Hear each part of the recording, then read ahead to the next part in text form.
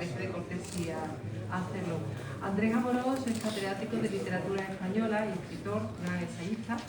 Actualmente realiza el programa Música y Letra en Es.Radio y es crítico taurino del diario digital El Debate. Es autor de más de 150 libros. Ha recibido, entre otros, los Premios Nacionales de Ensayo. Andrés, y de esta casa, espérate que tengo que llegar a que también es académico correspondiente de esta Academia de Buenas Letras y de Bellas Artes de Málaga, de Sevilla de Málaga. Bueno, ha sido director cultural de la Fundación Juan March y director general del Instituto Nacional de las Artes Escénicas y de la Música del Ministerio de Cultura. Destacada ha sido su investigación sobre Sánchez Mejía. Ahí tenemos la biografía que él publicó en Alianza en 1998, si no me equivoco, que es un libro clásico, uno de estos long sellers, ¿no?, que continúa vendiéndose. Además, él publicó en la editorial Berenice un estudio introductorio de La amargura del triunfo, que es esa novela inédita escrita por el torero, y que es muy interesante porque Andrés Amorós lo que hace es exactamente esa reconstrucción de ese trabajo me parece verdaderamente admirable, ¿no? Y es algo que se ha descubierto relativamente hace poco, ¿no? Yo creo que todavía quedan cosas por descubrir. Y bueno, además también es autor del libro Ignacio Sánchez Mejía, El hombre de la Edad de Plata, que escribió en colaboración con nuestro querido Antonio Fernández Torres, que lo tenemos mañana. Te dejo aquí con tu público. Otro libro sobre el llanto. Otro libro. Claro, no sé, es que es inagotable. Bueno, te dejo aquí, ¿vale? Muy bien, estupendo.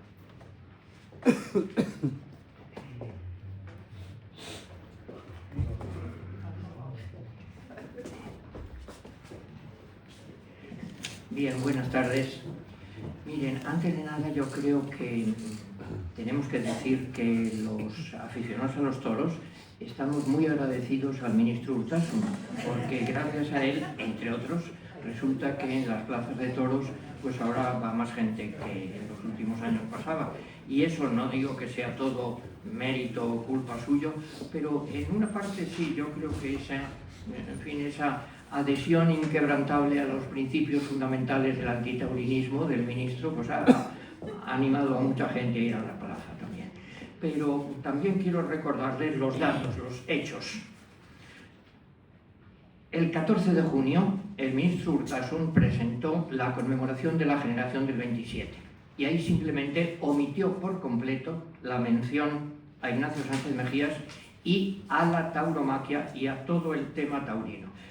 También les quiero recordar una cosa que no todo el mundo sabe. Curiosamente se ha formado una comisión que preside lógicamente el ministro de Cultura, pero que el vicepresidente de esa comisión es el ministro de Política Territorial y Memoria Democrática, don Ángel Víctor Torres. Y ustedes dirán, ¿qué pinta aquí este señor?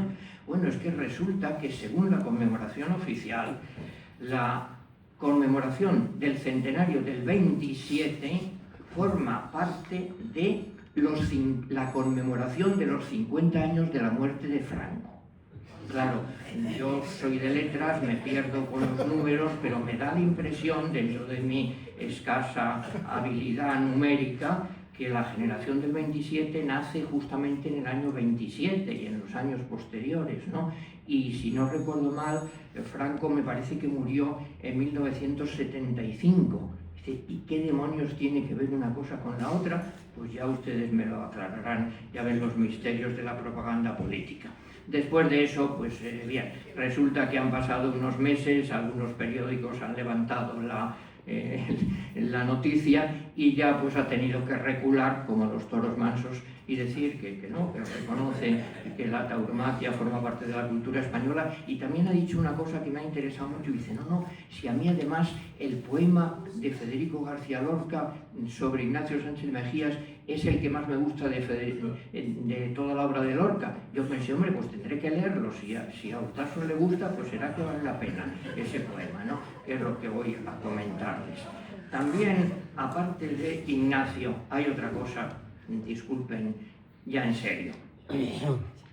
La generación del 27 y el mundo taurino han estado radicalmente unidos como nunca en toda la historia.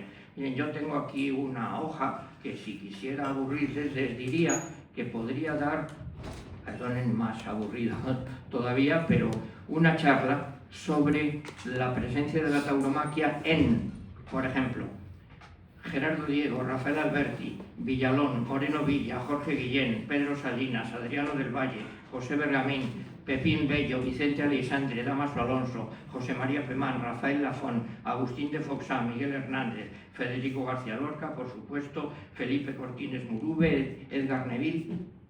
Todo eso el ministro de Cultura ni se ha enterado. Bueno, vamos a hablar un poquito del poema, que yo creo que vale la pena. Pero antes les digo dos palabras todavía, aunque ya se ha hablado aquí muy bien, muy oportunamente, pero algunas cosas que le quiero yo comentar sobre Ignacio. Miren, Ignacio como torero, que me preguntan muchas veces, ¿cómo era? Bueno, Ignacio como torero era absolutamente un seguidor de la línea de Joselito el Gallo. No era un esteticista, no era un artista. Era un torero dominador, ese era su ideal. Pero además de eso, añadía dos características. Por un lado, el valor. Creo que dice Cosío y Néstor Luján también. El valor más estremecedor de toda la historia de la tauromaquia. Algo verdaderamente tremendo, con toda naturalidad. Bueno, yo recuerdo una foto, está en Valencia, además con esa chulería, dicho así. Está delante de un Miura y entonces en un desplante se ha sentado en la arena, en el suelo, se ha sacado, como era la feria de julio, hacía mucho calor, y está secándose el sudor delante del Miura, tan contento. Bueno, un valor tremendo. Pero además de eso, otra cosa, tenía que era un no dejarse ganar la pelea por nadie, un temperamento verdaderamente extraordinario. Yo siempre digo, recuerdo, me alegro mucho que haya citado a Corrochano. Corrochano es el gran maestro de la crítica taurina, sin duda ninguna. Y Corrochano dice una frase que yo la mencioné y algunos la han repetido. Dice, es que en el toreo solo es humilde el que no puede ser otra cosa. Claro, bueno, una cosa es para ser la Madre Teresa de Calcuta, conviene ser humilde, para ser torero desde luego que no. Entonces, lo que me han contado todos la gente que yo he conocido, que lo ha visto torear, es que Ignacio tenía algo que he hecho de menos yo también en muchos toreros actuales, ese no dejarse ganar la pelea por nadie, ese pelear con todos. Me contaba Marcial Aranda, por ejemplo, bueno, Ignacio es que se peleaba con el toro, y se peleaba con los compañeros, y se peleaba con el público, y se peleaba consigo mismo, claro, y así mejor.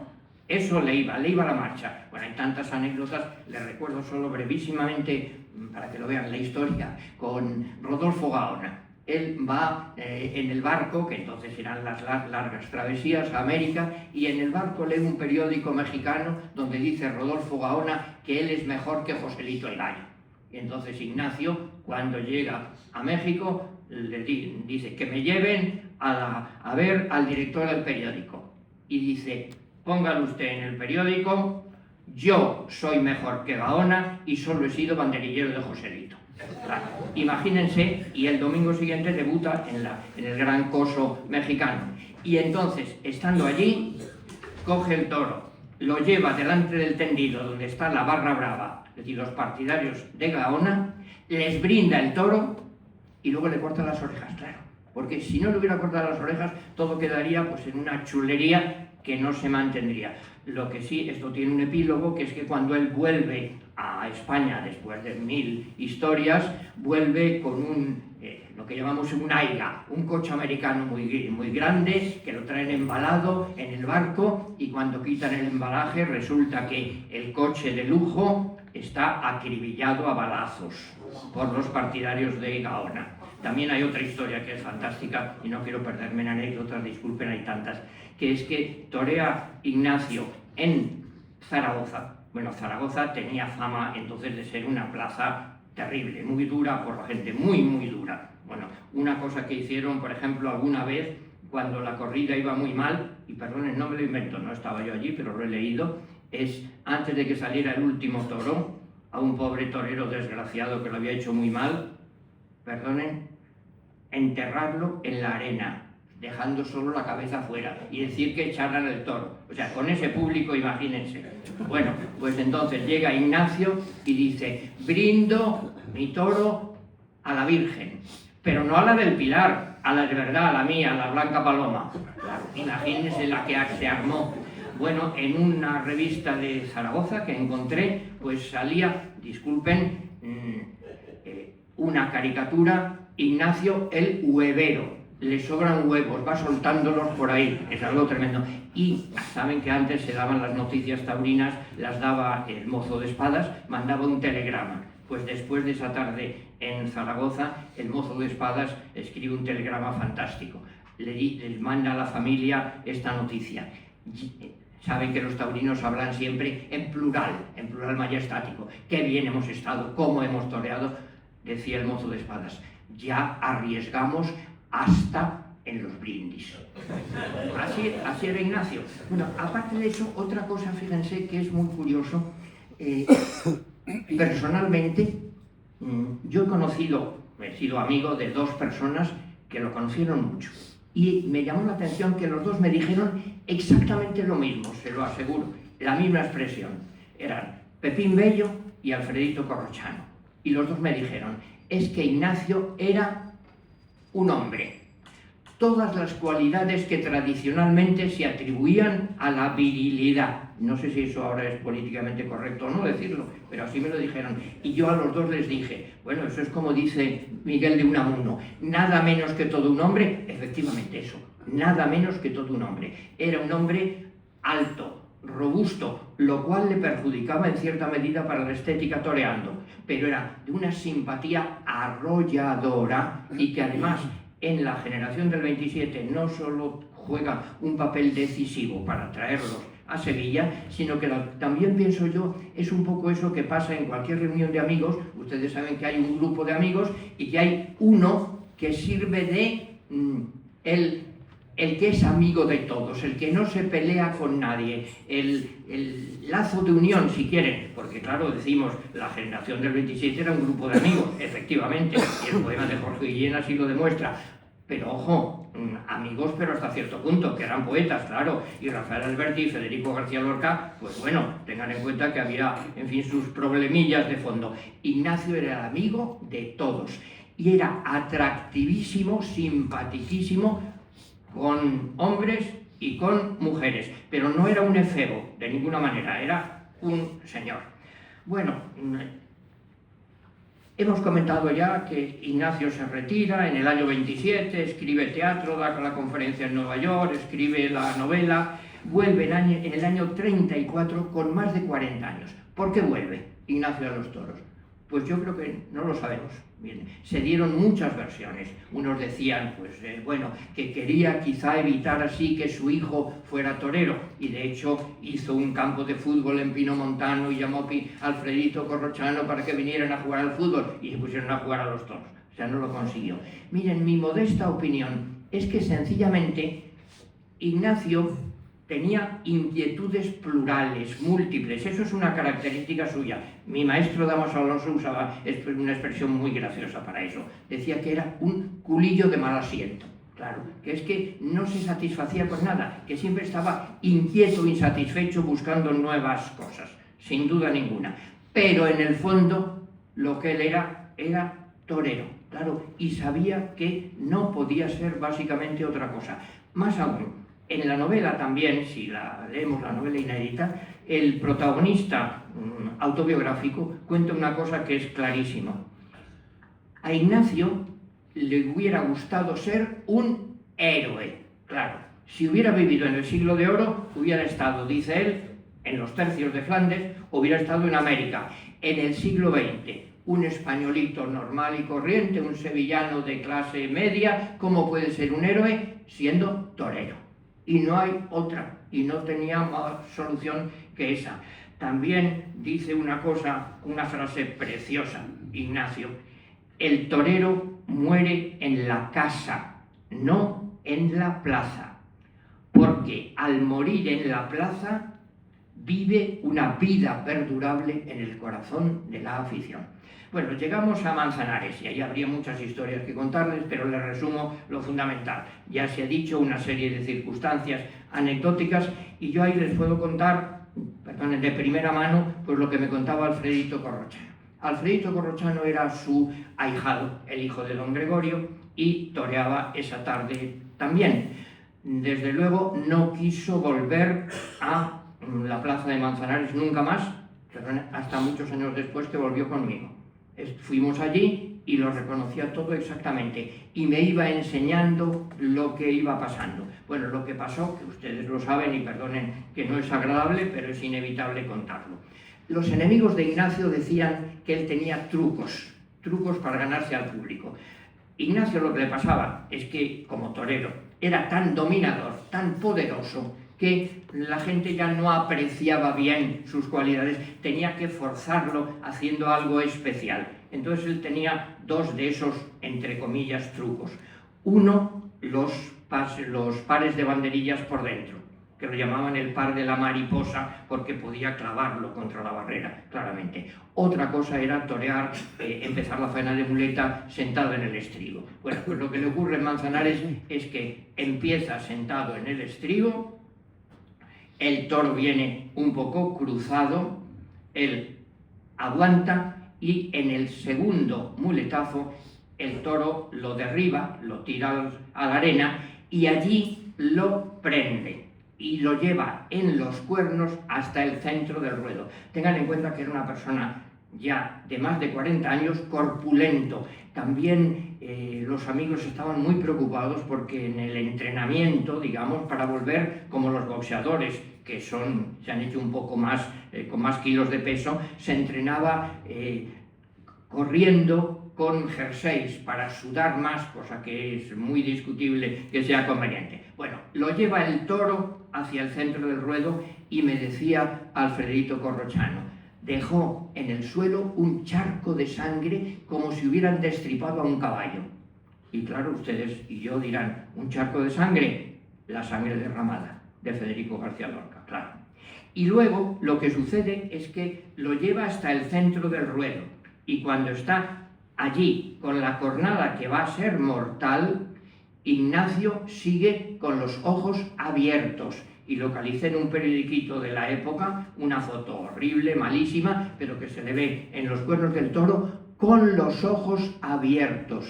¿Se acuerdan, Lorca? No se cerraron sus ojos cuando vio los cuernos cerca, pero las madres terribles le levantaron la cabeza, etc. Bien. ¿Y qué es lo que pasa? Que entra al quite Alfredito Corrochano y desde los cuernos Ignacio le dice, no, por ahí no, Alfredo, que por ahí no me suelta, entra por el otro lado. ¿Qué quiere decir esto? Pues una cosa muy sencilla. Mire, por supuesto, la muerte de Ignacio impresionó terriblemente, claro, a los amigos, era una figura cultural importantísima, pero además de eso lo que impresionó más fue la lucidez con la que afrontó la muerte. Claro, tengan en cuenta una cosa que en el poema, y se lo digo de antemano, el poema tiene algunas características muy peculiares. Bueno, la primera, es un poema popularísimo en España y la gente se sabe de memoria el estribillo, lo cual quiere decir que está plenamente logrado y sin embargo es un poema dificilísimo de entender, lleno de metáforas surrealistas que no se entienden. ¿Cómo la gente se sabe de memoria un poema tan complicado? Bueno, yo el único ejemplo que conozco igual es Quevedo. Claro, con Quevedo sucede lo mismo. Érase un hombre a una nariz pegado, y la gente no sabe lo que quieren decir las metáforas y sin embargo sabe lo fundamental porque es un hallazgo lingüístico tan logrado, tan feliz. Por otro lado, es un poema muy estructurado, muy calculado y además es un poema fiel a la realidad.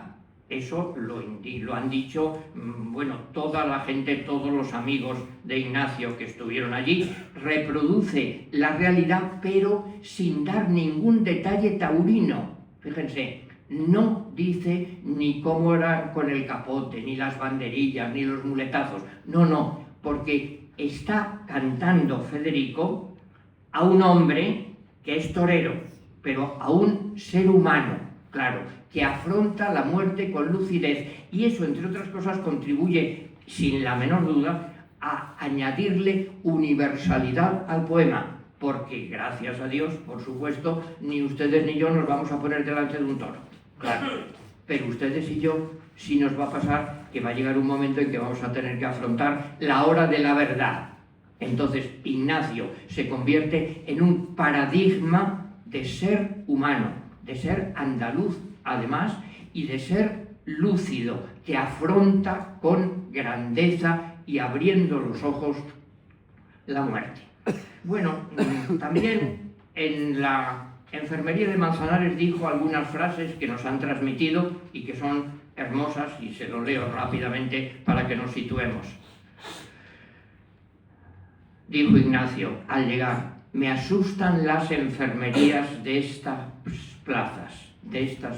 Fíjense, yo fui con Alfredito Corrochano y me enseñó, aquí estaba la enfermería, esa era la ventanita donde se asomaba la gente, intentando verlo. También en la enfermería dice Ignacio, como José, ¿verdad que estamos en Talavera? Fíjense la obsesión, claro, el mito, el dios, Joselito el gallo. También le dice a uno de los bienvenida, tengo un cornalón, pero todavía me queda sitio para 10 más. Fíjense el valor tremendo de Ignacio. Aquí no venimos más que los valientes. Y poco antes le había declarado a un periodista una cosa tremenda, una frase preciosa. Vio una vez la hora del atardecer, que es tan importante en ese artículo, la hora de Belmonte, la hora suya también, vio la naturaleza en una caída de la tarde, dijo, qué maravilla, y pensar que hay que morir. Bueno, Ignacio muere en Madrid 2 días después y le escriben poemas sus amigos, claro, como es lógico, Cosillo, Alberti, Gerardo Diego, Miguel Hernández. Fíjense una parada, qué cosa tremenda. Miguel Hernández escribe un poema a Ignacio Sánchez Mejías con motivo de la muerte, con ocasión de la muerte, y le escribe al director del ABC, por favor, no me lo publicaría usted, yo estoy muy necesitado, no hace falta que me pague. Dice, hombre, pero si me paga algo no me vendría mal porque tengo una gran necesidad. Ni le contestaron. Fíjense lo que es la vida. Bueno, y también, por supuesto, pues Federico García Lorca. Federico García Lorca estaba entonces en Santander. Había acudido con su grupo de teatro, que era toda su ilusión, con La Barraca, a la Universidad Internacional que dirigía Pedro Salinas, y además el detalle curioso, a mí me hace gracia, no tenían dinero para alojarse en Santander, se tuvieron que ir a alojarse enfrente, cruzando la bahía, en Somo, en un sitio que lo localicé, la única pensión que había, que se llamaba Villa Ketty. ¿Quién le dio la noticia? No lo sabemos con seguridad. Yo creo que probablemente fue Pepín Bello. Federico, por supuesto, recibe una conmoción terrible y enseguida se pone a escribir. Sabemos que regala a Cossío el manuscrito del poema en octubre del 34. El 12 de marzo del 35 es la primera lectura en el Teatro Español en una función de homenaje con motivo de las 100 representaciones de Yerma. Y en abril, como has mencionado, en Sevilla, en el Alcázar. Y finalmente en abril, pues ya aparece el libro, lo publica Bergamín. Sabemos que es la fecha abril porque el 9 de mayo hay ya una reseña. Lo edita Bergamín, elige Federico los dibujos de un joven pintor, José Caballero, y le dice algunas cosas de lo que quiere que aparezca y lo que no quiere. Había puesto el nombre del toro y se lo hizo quitar, quizá porque se llamaba Granadino y no quería que quedara el recuerdo de esto. Lo dedica 3 ejemplares a Cossío, en el recuerdo y el amor de nuestro Ignacio. A Marcelita, a Marcelo Cler, este recuerdo de nuestro inolvidable amigo. Y en la edición está dedicado a mi querida amiga Encarnación López Gúlvez, la argentinita. Sí, no hace falta decir más. Fíjense también, en un instante que recuerde esto, en toda la labor cultural de Ignacio también es importantísimo lo que hace con la argentinita, las calles de Cádiz. Porque antes de este momento, estoy resumiendo muchísimo, el flamenco se consideraba pues algo, bueno, popular, pero un poco del pueblo bajo, de las tabernas, y precisamente son los hombres del 27, y Falla, y García Lorca, y Ignacio Sánchez Mejías, con la Argentina, con la Argentinita, con Vicente Escudero, los que consiguen que el flamenco adquiera una dignidad en el mundo entero y se aprecie en París, y en Londres, y en Nueva York. Bueno, pues si les parece, vamos con el poema. Si lo tienen ustedes, pues por lo menos se llevan algo de esta pesadez que les voy a contar, algo a casa. Miren, les decía que el poema tiene una estructura muy pensada. Naturalmente, no hace falta que les diga lo emocionado que escribe Federico, pero no se deja llevar, tiene una estructura perfecta, absolutamente. Tiene 4 partes y yo lo comparo en gran medida pues, con una obra musical, sin duda. La primera parte, que es, tenemos aquí, la acogida y la muerte. Fíjense, yo les voy a comentar alguna cosilla, hay muchas cosas que se me escaparán porque si no estaríamos demasiado tiempo. La acogida y la muerte, bueno, en realidad lo que hace Federico aquí es unir la acogida en Manzanares y la muerte en Madrid. Y está, digamos, solapando las dos cosas, la acogida y la muerte. Fíjense que a la gente le ha llamado la atención, sobre todo, por supuesto, el estribillo, que es tan emocionante, tan impresionante, a las 5 de la tarde. Bueno, en realidad no tuvo lugar ni la acogida, por supuesto, que era más tarde, ni la muerte, que fue, dicen, hacia las 9 de la mañana, 2 días después, no fue a esa hora. Entonces, ¿por qué esto? Bueno, pues son esas intuiciones de los poetas y yo creo que eso hay que relacionarlo con una cosa clarísima. Entonces se había difundido mucho en España, en Antonio Machado también se advierte eso, la influencia de Bersón. No importa el tiempo de los relojes, no, eso no importa. Lo que importa es el tiempo vivido, lo que se llama la durée. El tiempo revivido por unas personas. Aquí, como ven, está escrito algo que es tan obvio, pero que casi no nos fijamos. Está escrita la primera parte, la acogida y la muerte, en tercera persona. En tercera persona pasó tal cosa, sucedió tal otra, vino tal cosa. Y naturalmente hay ese contraste, versos impares y versos pares. Ven que hay una repetición constante musical que una y otra vez eran las 5 en punto de la tarde, a las 5 de la tarde, a las 5 de la tarde, a las 5 de la tarde. Se ha comparado eso naturalmente con el bordón de una guitarra, y aquí lo menciona también, se ha comparado con el redoble de una campana, con un redoble fúnebre. Está insistiendo, repitiendo esto. ¿Y qué es lo que hay aquí fundamentalmente? Bueno, pues toda una serie de una cadena de metáforas.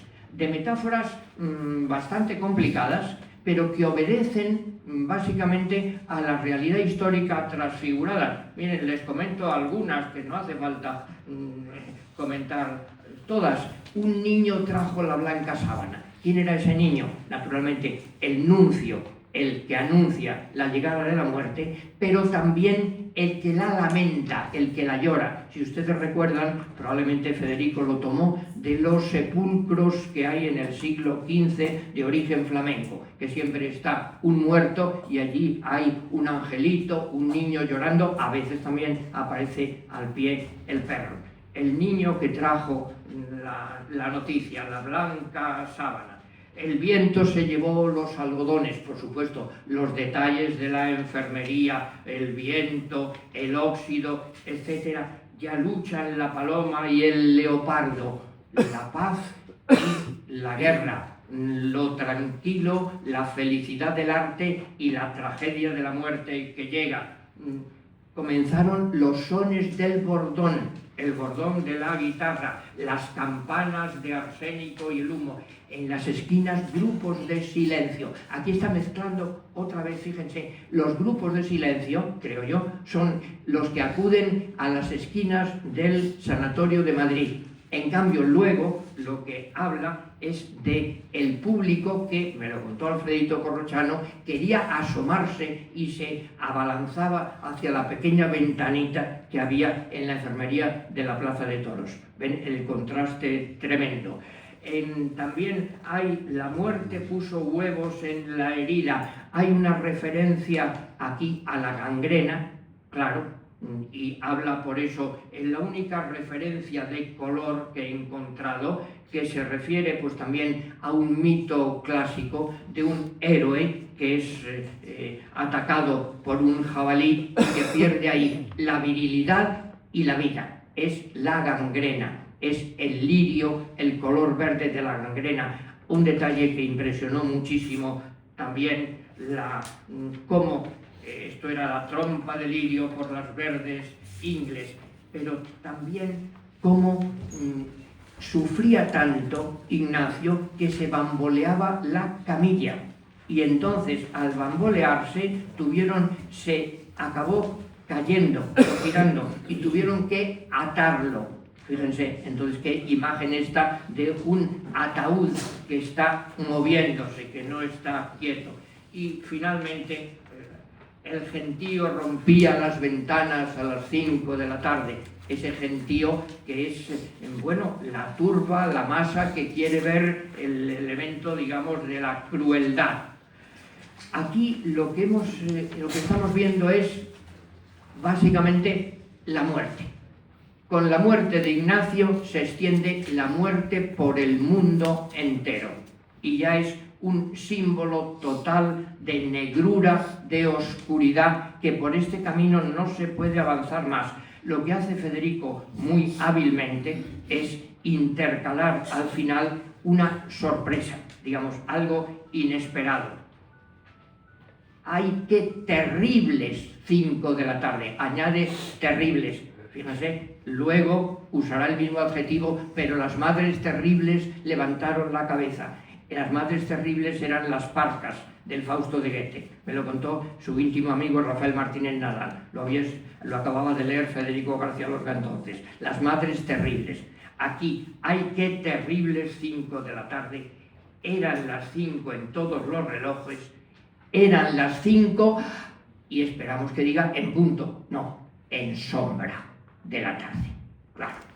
Entonces, esta primera parte pues es, digamos, la que presenta el tema fundamental, el tema de la muerte. Entonces, la acogida y la muerte ha acabado absolutamente en sombra. Por aquí, pues ya no hay nada más que hacer, después de todo un crescendo musical, de toda una serie de metáforas. Mensaje básico: la hora de la verdad, sombra total. Lo demás era muerte y solo muerte. ¿Qué se puede hacer para continuar con el poema entonces? Pues cambiar de perspectiva, claro, un cambio radical. La segunda parte, la sangre derramada. Bueno, la sangre derramada, como ya hemos visto, y el estribillo famoso, que no quiero verla. Esta es la parte central, la más larga, la más variada, y yo creo que tiene, no se asusten, voy a procurar ir rapidito, tiene, si no me equivoco, 8 partes, pero se unifican por una rima de romance en EA. Aquí hay una novedad antes de nada, el cambio radical: aparece el yo del poeta. En la primera parte no, en la primera parte era todo tercera persona, pasó tal cosa, y además en la primera parte incluso no había verbos, simple acumulación de sustantivos. Aquí ya hay un yo que habla a un tú, es decir, que está expresando el poeta lo que siente ante la tragedia. Ya no es una narración de un hecho trágico, sino es una explosión lírica. Y además habla él yo, pero también incluye la segunda persona. Dile a la luna que venga, avisad. ¿Por qué? porque está queriendo implicar al lector, que se introduzca en esta historia.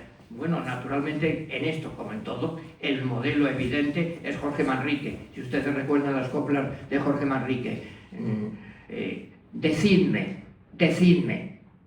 la hermosura y gentileza, decidme, ¿qué queréis? Es decir, es también algo que os afecta a vosotros. Está hablando Federico y habla con un oyente. También utiliza este estribillo, fíjense que es curioso, que no quiero verla, lo repite siempre el qué. ¿Por qué que no quiero verla? Bueno, es un recurso que él lo ha usado en otro poema. Si ustedes recuerdan un poema precioso de Federico que se llama Sorpresa. A ver si me acuerdo. Muerto se quedó en la calle, con un puñal en el pecho, no lo conocía nadie. Cómo temblaba el farol de la calle, cómo temblaba el farolito, madre. Y repite ahora, que muerto se quedó en la calle, que con un puñal en el pecho y que no lo conocía nadie. Ese que, bueno, los lingüistas lo llamamos de formas muy penantes, pero da igual, lo que importa es decir, es un que innecesario desde el punto de vista del significado, pero que le añade una emoción y que es algo así, dicho vulgarmente, como una madre le dice a un niño que te voy a comer a besos, que, no dice te, sino que tal cosa, para subrayar esa expresividad popular. Bueno, primera parte. La sangre. La sangre pues tiene la base real, claro, la base real, ese charco de sangre que les decía, que me contaba Alfredito Corrochano, que Marcelita Auclair lo cuenta también, pero fíjense, a partir de un dato real, lo que hace Federico, claro, es transfigurarlo poéticamente todo. Entonces, la sangre se convierte en una hipérbole barroca, en una exageración absoluta. Es algo así como si la sangre del héroe está inundando al cosmos entero. Es el símbolo de la vida que huye en el mundo entero. Fíjense que aquí también hay que recordar, claro, la importancia del tema de la sangre, que ya lo ha tratado Federico García Lorca. Antoñito el Camborio bañó con sangre enemiga su corbata carmesí. 3 golpes de sangre tuvo y se murió de perfil. Luego también veremos aquí el perfil, cómo aparecen. Pero fíjense, la sangre. ¿Por qué? La sangre y luego viene la luna. Pues aquí, y disculpen la pedantería, hay el atractivo tan enorme que tiene la poesía de Federico García Lorca es muy difícil de explicar y cada uno lo explica pues, de muchas maneras. A mí personalmente quizá lo que más me convence o me impresiona es un librito que no ha tenido mucha difusión, se llama La metáfora y el mito. Lo publicó Ángel Álvarez de Miranda, que era el primer catedrático de Historia de las Religiones que hubo en la Universidad de Madrid. Y además eso, primero publica Ritos y Juegos del Toro, que es su tesis doctoral en la Universidad Gregoriana de Roma, y saca también en Cuadernos Taurus un librito pequeñito que se llama La metáfora y el mito. Fíjense la broma, perdonen que hago un paréntesis, como un título poco afortunado pues consigue que la gente no lo lea, porque ese librito, imagínense que se hubiera llamado Sexo y muerte en la religiosidad mediterránea. Bueno, hubiera sido un éxito enorme, pero claro, la metáfora y el mito, pues la gente dice, bueno, ¿y eso qué será? La teoría de Ángel Álvarez de Miranda, que a mí me resulta pues, muy atractiva, es que Federico García Lorca, al escribir poesía, igual que hace Shakespeare, se basa en la referencia a unas realidades primitivas básicas del ser humano, que tienen que ver con la religión primitiva mediterránea, por supuesto, pero que además que cualquiera las puede haber experimentado, que no hace falta haber estudiado en la universidad para sentir la fuerza enorme de la tierra, la sangre, el puñal, la acogida, la fecundidad, la mujer que no tiene hijos, yerma. Por eso Federico y Shakespeare llegan con fuerza a muchísima gente, incluso no preparada académicamente, porque transmite esa fuerza vital de los mitos radicales básicos. Bueno, pues aquí está hablando a partir de ahí de la sangre, pero también la plaza de toros. Y yo creo que aquí, evidentemente, lo que hay es una influencia grande del surrealismo. El surrealismo que se da, por supuesto, en la poesía del 27, en Luis Cernuda, en Vicente Aleixandre, también en Federico García Lorca. La plaza gris del sueño, con sauces llorones. Bueno, eso parece un cuadro de Magritte, sencillamente. No es una plaza real, es una plaza imaginada. Y también, si recuerdan, Antonio Torres Heredia lo había descrito Federico con amasado con aceituna y jazmín. Aquí Federico está llamando a los jazmines para que florezcan sobre la sangre del héroe y para que tapen con su blancura pequeña la cornada. ¿Por qué los jazmines? Bueno, se suele decir que esto tiene que ver, claro, con una sensibilidad granadina para lo diminuto, para lo pequeño, para lo refinado, para el jazmín. Pero es que la gran metáfora de la luna, de la sangre, trae consigo la metáfora de la luna, claro. Y la luna es uno de los símbolos pues, básicos de la poesía y tiene que ver con religiosidad mediterránea. Va unida también a la sangre, evidentemente, a la menstruación. Primero llama Federico a la sangre. Dile que venga, a la luna, dile que venga. Ella acude. La luna de par en par ya ha acudido. Pero la luna, y eso es lo que estudia Álvarez de Miranda muy bien, el mito de la sangre, la luna, va unido también a otro mito que es el de la vaca, una vieja vaca. El mundo es como una vaca vieja que está lamiendo la sangre, que de alguna manera es la luz de la luna que se refleja en el charco de sangre. Y aquí no hay, por eso, la vaca vieja está lamiendo en plural todas las sangres, ya no es la sangre de Ignacio, son todas las sangres del mundo derramadas en la arena. Y por eso, ante el horror de esa muerte, mugen todos los toros del mundo, hasta los toros de Guisando, que eran solo muerte y piedras, también mugen.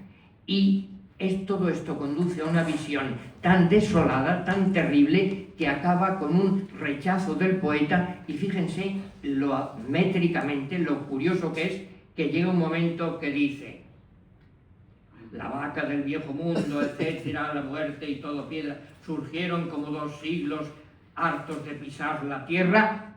No. Un verso de una sola palabra, de una sola sílaba, que es como una cornada, como un navajazo, como un corte, como ustedes quieran. No, el poeta se revela ante eso, ante ese no, un rechazo absoluto. Cuarta parte de esta zona. Después de esto aparece la parte de el héroe. Claro, por una cosa, perdonen, no se lo he dicho, voy a mucha velocidad.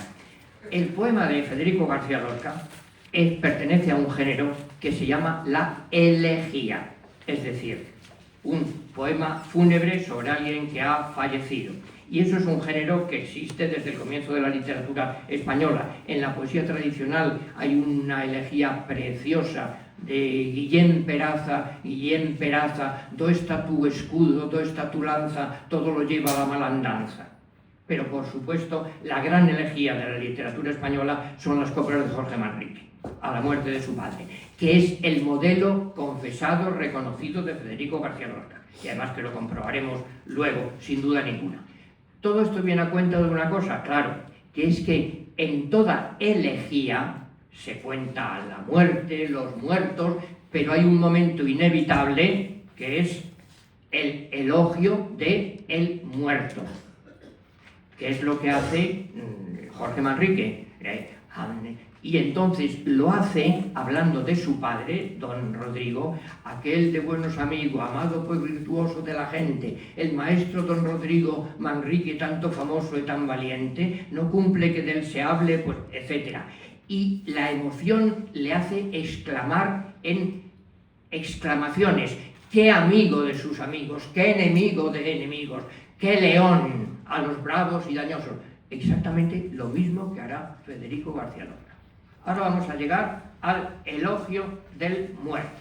Bueno, en primer lugar, el héroe está en una plaza que ya no es la plaza de Manzanares, no.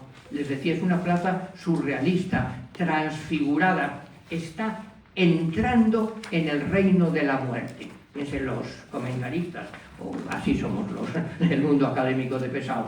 Pues aquí han discutido mucho, pero en este momento, Ignacio, en este momento del poema, ¿está vivo o está muerto? No se sabe. Está pasando de la vida a la muerte. Lo mismo que le sucede a don Juan Tenorio al final de la obra, que está medio vivo, medio muerto, está entrando en el reino de la muerte. Pero ahora viene una metáfora verdaderamente llamativa. Sube por las gradas de la plaza, lleva la muerte a cuestas. Claro, ¿esto a quién nos remite? A Jesucristo, claro.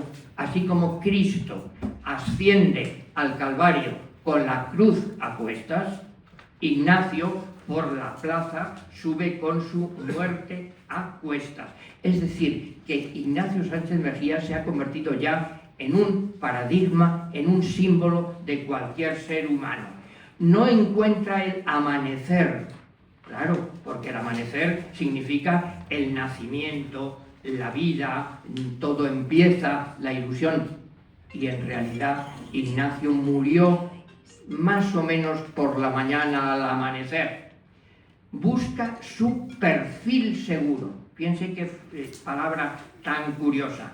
¿El perfil seguro qué es?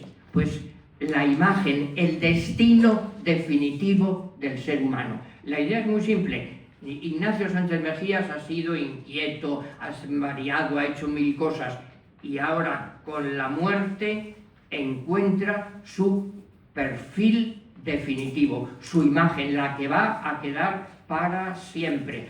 ¿Se acuerdan ustedes? El antecedente es evidente. Antonio Torres Heredia, 3 golpes de sangre tuvo y se murió de perfil.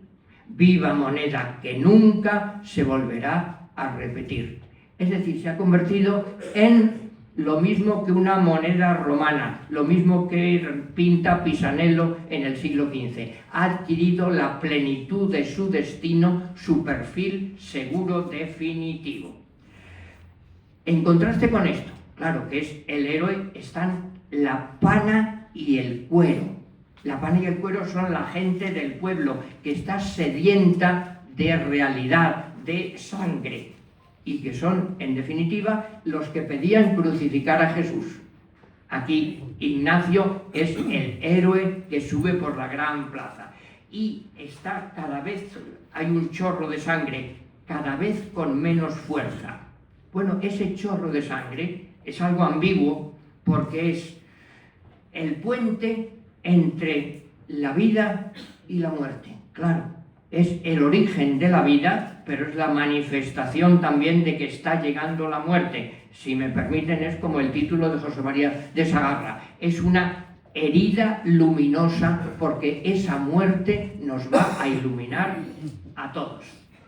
Al morir, entonces, Ignacio se ha convertido en un mito, en una imagen perfecta de sí mismo. Bueno, llegamos a la parte quinta, la lucidez del torero, del mito de este Ignacio que sube como Jesucristo hacia el cielo. Volvemos otra vez a un torero al que le ha cogido el toro y que afronta la muerte con los ojos abiertos. ¿Recuerdan que se lo decía? No se cerraron sus ojos cuando vio los cuernos cerca, pero las madres terribles levantaron la cabeza. Me contaba Rafael Martínez Nadal, que era el íntimo amigo de Federico, que Federico perdonen, no quiero ofender, leía muy poco, mucho menos de lo que la gente cree, que no es que tuviera una cultura muy grande, pero era como una esponja, con una sensibilidad enorme, y de lo que leía, él absorbía y sacaba y utilizaba lo que le convenía. Entonces, acababa de leer en una edición de bolsillo de Montaner y Simón de Barcelona el Fausto de Goethe. ¿Y qué le impresionó? Las parcas, las 3 parcas, son las madres terribles, levantaron la cabeza. Tiene los ojos abiertos como un símbolo, claramente, lo que les contaba que le dijo Alfredo Corrochano, pero además es que al afrontar así la muerte, Ignacio ha entrado ya en un terreno que es la gran familia cósmica del toro bravo. Ya no está solo en la piel de toro española, símbolo de España, sino en la constelación de Tauro en el cielo. Está uniendo la tierra y el cielo a través del toro. Bueno, ahora viene la 6ª parte, el elogio del muerto. Les decía que Jorge Manrique ha dicho en su poema, que amigo de sus amigos, que señor para criados y vasallos, que enemigo de enemigos, que benigno a los sujetos y a los bravos y dañosos, un león. Aquí empieza una de las partes más conocidas y más logradas, sin duda, del poema, el no hubo príncipe en Sevilla que compararse le pueda, ni espada como su espada, ni corazón tan de veras. No hubo príncipe en Sevilla. ¿Se acuerdan? Antonio Torres Heredia, hijo de una emperatriz, más que un príncipe, más que un emperador, porque es la plenitud del varón. No hubo príncipe en Sevilla que compararse les pueda, ni espada. La espada, por supuesto, es el símbolo del torero, claro, pero es también el símbolo de entrar de verdad, por derecho, en la vida y en la muerte. Y ahora viene una cosa que es una de las... Perdonen, esto es una tontería mía, así que no le hagan mucho caso. Yo creo que aquí Federico está aplicando una cosa que es bien curioso, que es un concepto del derecho romano, aunque les resulte quizás sorprendente lo que les digo. Si no me equivoco, y perdonen los que saben de esto mucho más que yo, el derecho romano distinguía la justicia de la equidad. La justicia es ciega, es igual para todos. La equidad se adapta a las circunstancias de cada uno. Comparaban los romanos la justicia ciega a una regla de plomo. Pero claro, yo puedo, con una regla de plomo, puedo medir esto. Pero si tengo que medir todo esto no me sirve. Y entonces decían los romanos, una cuerda, una plomada. Pues bien, lo que está diciendo Federico aquí es que Ignacio es un maestro, nos está enseñando que hay que dar a cada uno lo suyo.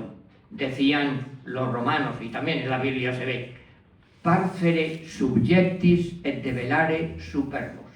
Tratar bien a los pacíficos, a los que se humillan, y darles en la cresta a los soberbios. Y por eso, claro, de ahí viene eso de Roma andaluza, que nos llama tanto la atención y que es tan logrado, tan feliz. Yo me acuerdo también, mi amigo Antonio Gala decía, es que en Andalucía no es moro todo lo que reluce en el juego, no es oro, no es moro todo lo que reluce. Cuando Federico está diciendo Roma andaluza, ¿qué está diciendo? Pues sencillamente la perfección humana, que significa unir los contrarios. Roma es el símbolo de logos, la razón, la filosofía, la arquitectura, todo lo que quieran. Andaluza se refiere más bien al lado pasional, irracional, subjetivo, africano, como quieran decirlo. Entonces resulta que Ignacio está uniendo las dos cosas, Roma andaluza. Bueno, decía, si conociera este poema, Woody Allen diría, somos pocos en esta región porque tenemos todas las perfecciones. Claro. Ignacio une una cosa y la contraria, porque sabe dar a cada uno lo suyo. Fíjense las comparaciones que son extraordinarias. Como un río de leones su maravillosa fuerza. Bueno, son metáforas irracionales. Nadie hemos visto un río de leones, ni se puede explicar, pero lo entendemos muy bien. El chorro de vitalidad, un río de leones. Eso no se había dicho, que yo sepa, nadie en la literatura española había usado esa metáfora. Como un río de leones, su maravillosa fuerza, y como un torso de mármol, su dibujada prudencia. ¿Ven? En Logos frente al Pazos. Aire de Roma andaluza le doraba la cabeza, como la corona de oro dorada que Ignacio puso a Dámaso Alonso en premio en la venta de Antequera, porque en la cena, en la fiesta de esa noche, que se ha contado ya, es tan divertido por tantos conceptos, vestidos de moro, y Bergamín era el más moro, hacen ejercicios de hipnotismo, y entonces Dámaso Alonso empieza a recitar de memoria las soledades de Góngora. Era del año la estación florida en que el mentido robador de Europa, media luna, las armas de su frente y al sol todo su pelo, en campos de zafiro paz estrellas, cuando el que ministrar podía la copa a Júpiter mejor que el garzón de Ida, y así continúa 1090 versos de memoria. Entonces le llevan a Dámaso a la venta de Antequera y le coronan, claro, como a un héroe, como a un poeta clásico. Ese es, le doraba la cabeza, donde su risa era un nardo de sal y de inteligencia. Todo está muy pensado. Miren, la risa, bueno, se ha dicho, hay los testimonios que tenemos clarísimos. Por ejemplo, Rafael Alberti cuenta que Ignacio siempre lo que había en él era una risa de fondo, una alegría permanente, pero también la inteligencia. Jorge Guillén, que no era en principio taurino, no, dice, escribe don Jorge, es una de las personas con una inteligencia más extraordinarias que he conocido en esta vida. Inteligencia natural, Ignacio Sánchez Mejías. Entonces, la risa y la inteligencia. Y ahora viene lo que les decía, el darle a cada uno lo suyo. Qué gran torero en la plaza, qué buen serrano en la sierra, qué blando con las espigas. Fíjense, la espiga es lo más frágil que hay en el mundo, es una caña. Decía Pascal, es que somos, el ser humano, es como un oso, como una caña, pero tenemos una grandeza, es una caña pensante, es una caña lúcida. Qué blando con las espigas, que cualquier viento que llegue puede quebrarla. Qué duro con las espuelas, es decir, símbolo de fuerza viril, de sexualidad, de potencia. Qué tierno con el rocío, todavía más blando, más frágil que una caña, por pequeña cosa que sea, que una espiga, es el rocío, que basta un poquito de aire, de calor, de temperatura para que desaparezca. Qué deslumbrante en la feria, qué tremendo con las últimas banderillas de tinieblas. Piense, lo he subrayado mucho porque Dámaso, esa nasal, dice que en esos momentos la poesía española, desde Garcilaso y San Juan de la Cruz, recurre a los sonidos nasales, porque la nasalidad, solo con musicalidad, evoca hondo, profundo, qué tremendo con las últimas banderillas de tinieblas. Bueno, séptima parte. Volvemos al cadáver. Y aquí utiliza Federico por primera vez toda una serie de gerundios que van avanzando. El cadáver, el cuerpo va cantando, resbalando, recibiendo, tropezando. Y su sangre, la sangre de Ignacio, es ya como un Guadalquivir celeste un Guadalquivir que sube al cielo, ya canta por el inmenso campo de estrellas, es como un cielo de toros, es una sangre que se ha convertido, según la tradición evangélica, lo que llamamos Acéldama, el campo de sangre. Y hay una exclamación final que es un símbolo de España, claro. Oh blanco muro de España. Ese blanco muro, ¿de dónde viene? Fíjense, yo pienso, sin duda ninguna, que esto viene del soneto de Góngora a Córdoba. Recuerden que la generación del 27 nace en el homenaje a Góngora y precisamente a don Manuel de Falla escribe una música sobre ese soneto a Góngora, ese soneto de Góngora a Córdoba. Oh excelso muro, oh torres coronadas de honor, de majestad, de gallardía. El blanco toro de España, el blanco muro de España, y también en contraste el negro toro.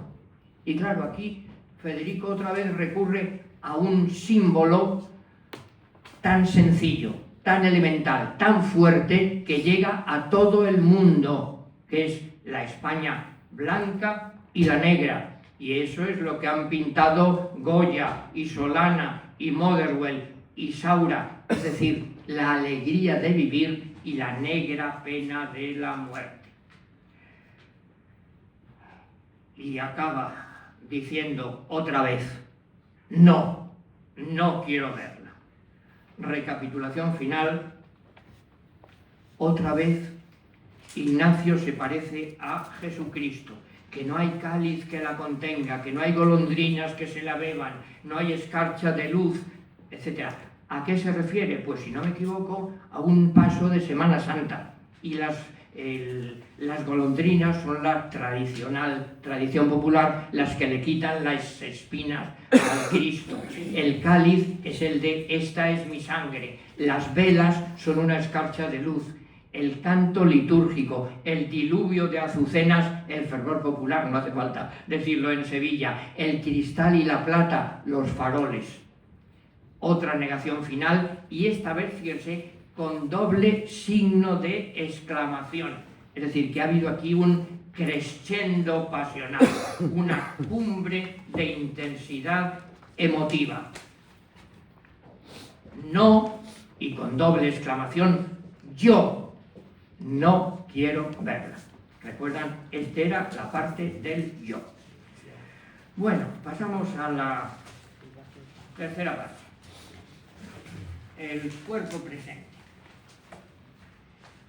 Aquí cambia el tono, absolutamente. Del grito anterior pasamos a una meditación melancólica. Y esto además es totalmente lógico en la estructura del poema. Yo pienso en una sinfonía. Normalmente la sinfonía empieza con un allegro que expone el tema, luego viene quizá un presto, pero antes del final hay un scherzo. Hay un momento de rebajar el tono un poquito para que el oyente en la sinfonía, el lector del poema, descanse un poquito y se relaje, porque ya llegará luego el final tremendo. Esta parte es la más difícil del poema, la más monótona. Son 12 cuartetos de alejandrinos blancos. Verso alejandrino, muy clásico, puesto de moda de nuevo por el modernismo, blanco sin rima. Y aquí otra vez estamos en un ambiente surrealista, alucinado, de pesadillas, una cadena de metáforas muy oscuras, muy complicadas de entender, pero un tono clarísimo, repetitivo, ritual, litúrgico. Se ha dicho que esto es un poco como un funeral de corpore insepulto.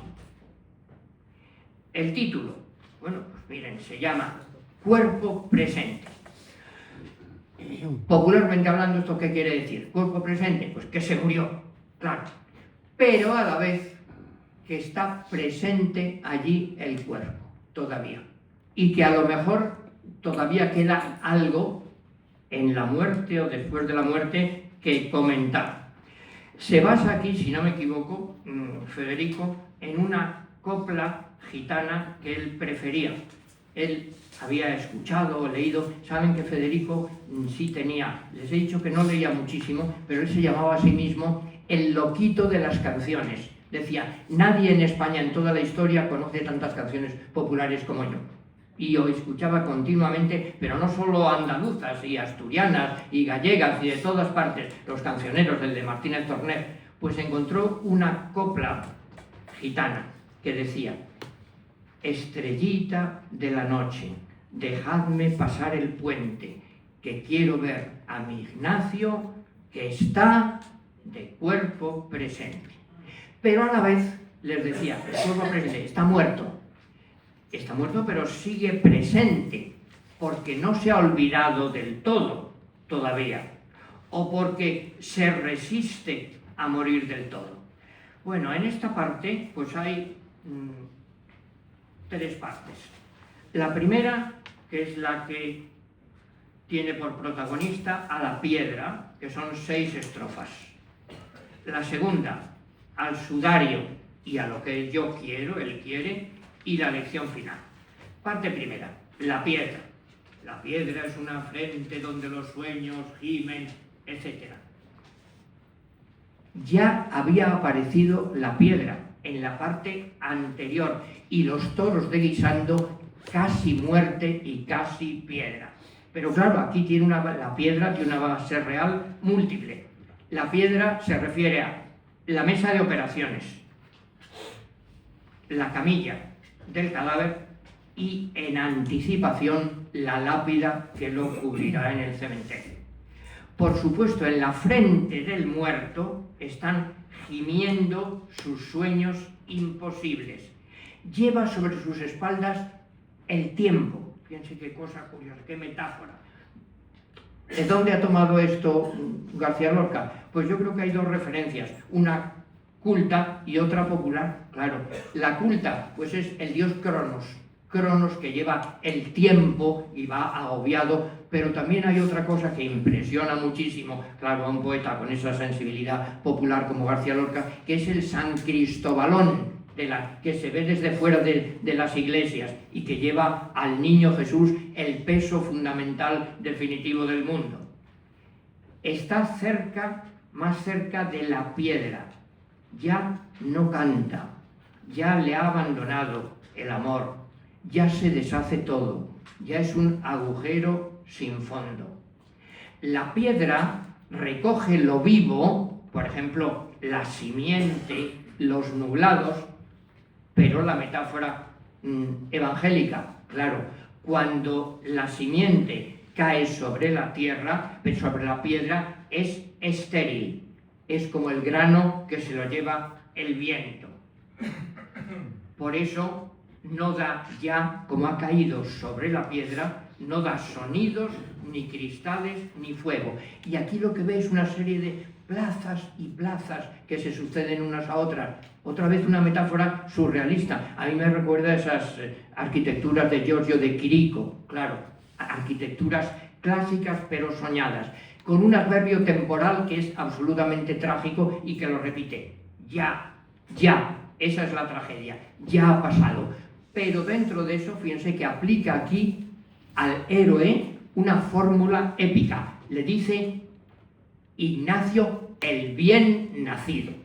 Bueno, esto se podría decir, no sé, del Cid, de Ulises, de un héroe clásico, absolutamente. Y ese héroe, claro, con esa facha, con esa arrogancia que tenía Ignacio, se desplanta arrogante ante la muerte. Le dice: ya se acabó, ¿qué pasa?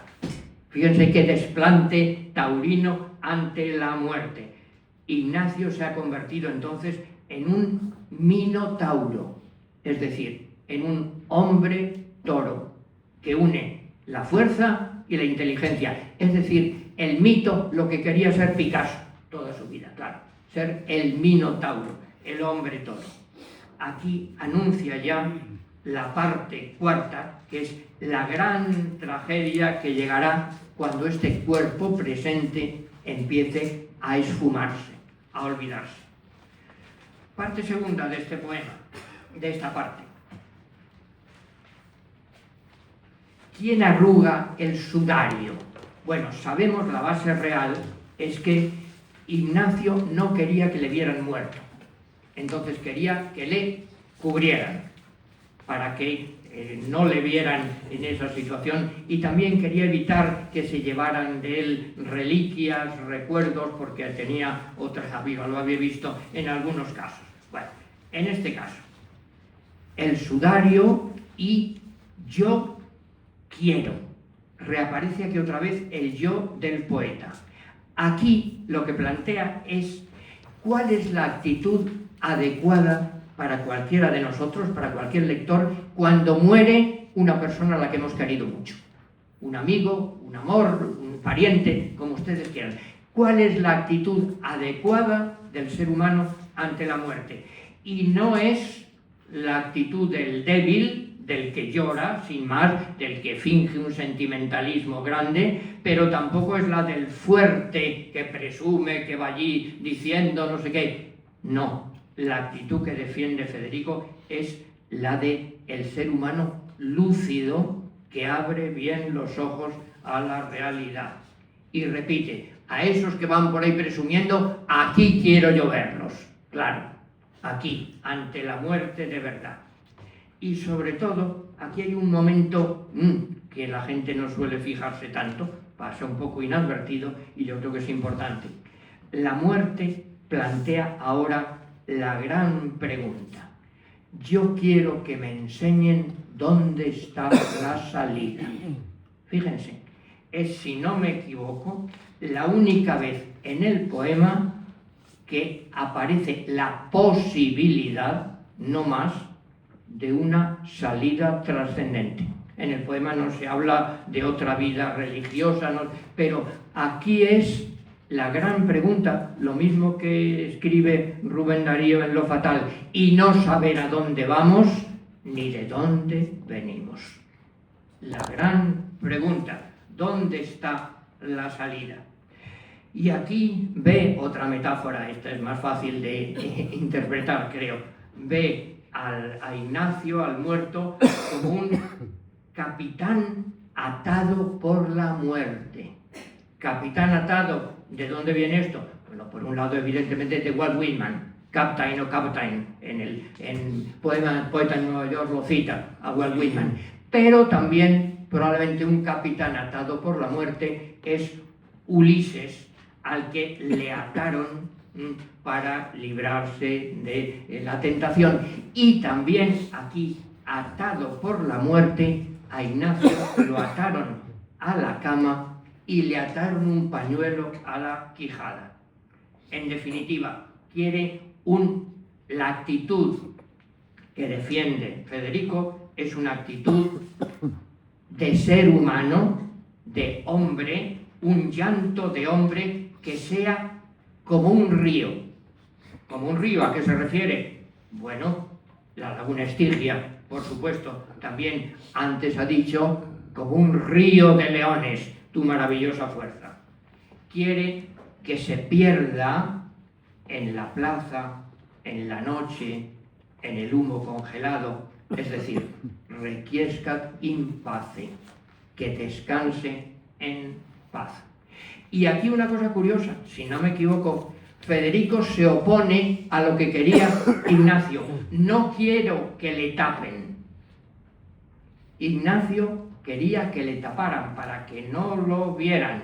Y entonces Federico defiende, se opone a esto, porque está defendiendo como valor básico del poema la lucidez, la aceptación plena, para que se acostumbren con la muerte que lleva. Bueno, la parte final es una lección final, una exhortación dirigida al propio amigo muerto, al propio Ignacio. Duerme, vuela, reposa, le dice, 3 imperativos. Vuela, ¿a dónde? Lo había usado ya Federico en otra elegía. A Mercedes en su vuelo, llama. Duerme, vuela, evidentemente, hasta la eternidad. Ya no necesitas luchar más, reposa. Y una reflexión final absolutamente sorprendente: también se muere el mar. Y fíjense, después de una parte tercera complicada que nos ha dejado un poquito más fríos, esta es la realidad, como un lector medio normal, dice esto que es una absoluta locura. También se muere el mar. Bueno, un gran amigo mío, además un sabio, Gonzalo Sobejano, estuvo estudiando a lo largo de toda la literatura española si alguien había dicho algo así, y encontró pues pocos antecedentes. Miren, Juan Ruiz, el arcipreste de Hita, queriendo atacar a la muerte, le dice: «Oh muerte, muerta seas, muerta e malandante, mataste tú a mi vieja, muertaste tú, moriste tú antes». Bueno, tiene que ver, muerte seas. Hay un verso extraordinario de Quevedo: «La formidable muerte estaba muerta». Hay un verso de la Biblia, que la Biblia también literariamente es una locura absoluta, dice: «El mar no existía ya». Fíjense, en el Apocalipsis el mar no existía ya. Traduzco vulgarmente, ¿qué es lo que sucede? Bueno, que hasta lo que parece más inmortal, el agua, el mar, de donde dicen que surge la tierra, el cosmos, hasta lo que parece más inmortal está sujeto a la ley universal de la muerte. Bueno, con eso hemos llegado pues sencillamente al Apocalipsis, si quieren que lo digamos de otra forma, al corazón de las tinieblas, lo que escribe Conrad y lo que saca en su película Ford Coppola. Pero sobre todo, déjenme que les subraye lo propio del gran poeta. Claro, por un lado es estructurar bien el poema, sin duda, pero también de vez en cuando dejarnos deslumbrados con algo que no tiene explicación racional ninguna, por mucho que le demos vuelta. También se muere el mar. Bueno, eso no lo había dicho nadie en la literatura española. Bueno, y llegamos a la parte última: alma ausente. Es una parte más breve, son 6 cuartetos, 4 de 11 sílabas, de endecasílabos, que es lo más frecuente en castellano. Los 2 últimos, no de endecasílabos ya, sino de alejandrinos, de versos de 14 sílabas. Tiene 3 partes. Lo primero, el tema, que ocupa los 5 primeros cuartetos. Luego la clave central, a partir de la estrofa quinta, y la conclusión. Se lo digo, en fin, con la máxima sencillez.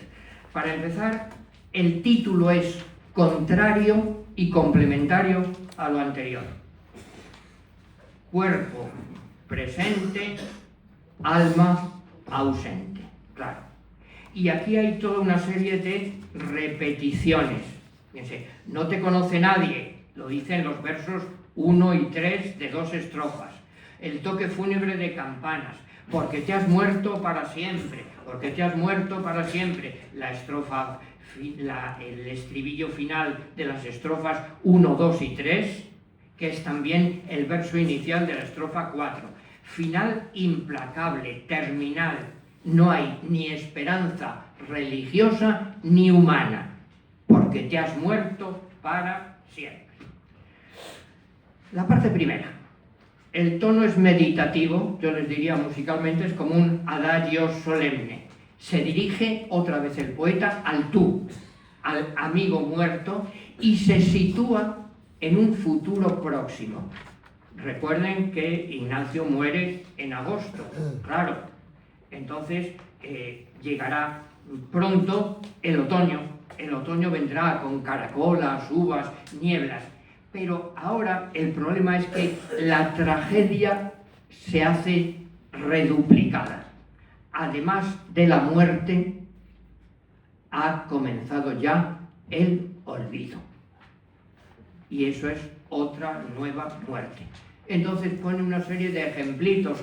No le conocen ya ni el toro, su gloria, su vida, ni su vida cotidiana, la higuera, los caballos, la casa, pino montano. No le conoce el niño que trajo la blanca sábana al comienzo, ¿se acuerdan? Ni siquiera el nuncio de la muerte, ahora ya lo ha olvidado. Y el final terrible dice, porque te has muerto para siempre. Yo me acuerdo, si ustedes recuerdan, en la autobiografía, en la vida de Santa Teresa de Jesús, cuenta como ella de niña, con su hermanito, leían las vidas de los santos y lo que les impresionaba más es que leían para siempre, siempre. Bueno, hay una de las obras mejores de Mahler acaba diciendo eso, ewig, ewig, siempre, siempre, para siempre. No está ya en la mesa de operaciones, Ignacio, en el lomo de piedra. No está ya en la mortaja, en el raso negro, ni siquiera en el recuerdo de la gente, tu recuerdo mudo. Lo peor, nadie querrá mirar tus ojos. Fíjense, precisamente lo que definía su grandeza, no se cerraron sus ojos cuando vio los cuernos cerca, ahora ya pasa el tiempo y nadie querrá siquiera mirarlo. La estrofa cuarta generaliza porque ese no es algo exclusivo de Ignacio, ese es el destino de todos los seres humanos, porque te has muerto para siempre, como todos los muertos de la tierra. Y aquí hay el único cambio que sepamos que hubo en el manuscrito. Federico había escrito que estaban en un montón de soles apagados y luego tachó soles y puso perros, en vez de soles, perros, algo que tiene muchísima más fuerza y que es una visión, digamos, cósmica. Bueno, esto es como presentar el mundo entero dentro de la estética barroca, es como un inmenso pudridero. ¿Se acuerdan de Valdés Leal? Por supuesto, que ahora está en el Museo de Bellas Artes. Y llegamos a la parte segunda, que es la esencial del poema. Estrofa quinta, verso 17. Ha cambiado el ritmo, que esto es muy importante, claro. Elige una nueva musicalidad, no continúa. Ahora viene algo esencial. A mi modo de ver, el verso esencial de todo el poema, el que explica todo el poema. No te conoce nadie, punto. No, punto, pero yo te canto. Fíjense, son como 3 telegramas implacables. No te conoce nadie, no, pero yo te canto. Esa es la justificación del poema entero y es también la justificación de la tarea de un poeta en definitiva.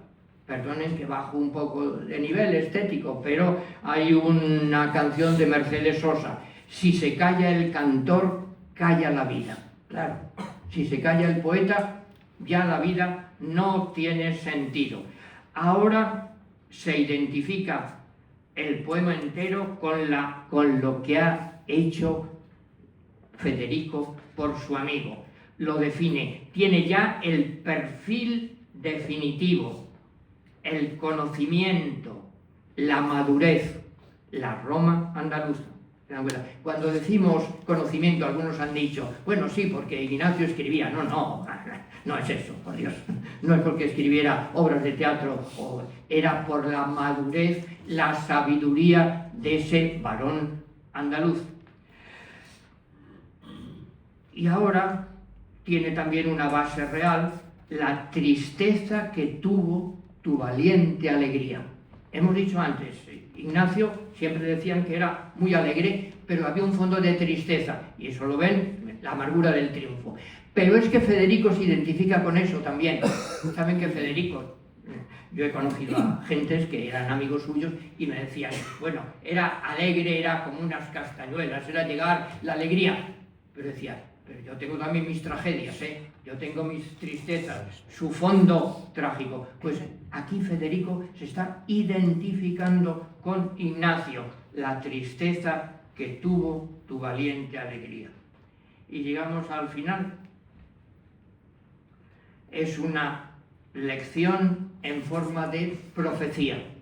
Pasará el tiempo, no ha cantado Federico a un torero, sino a un modelo de varón ejemplar y además a un modelo de hombre andaluz.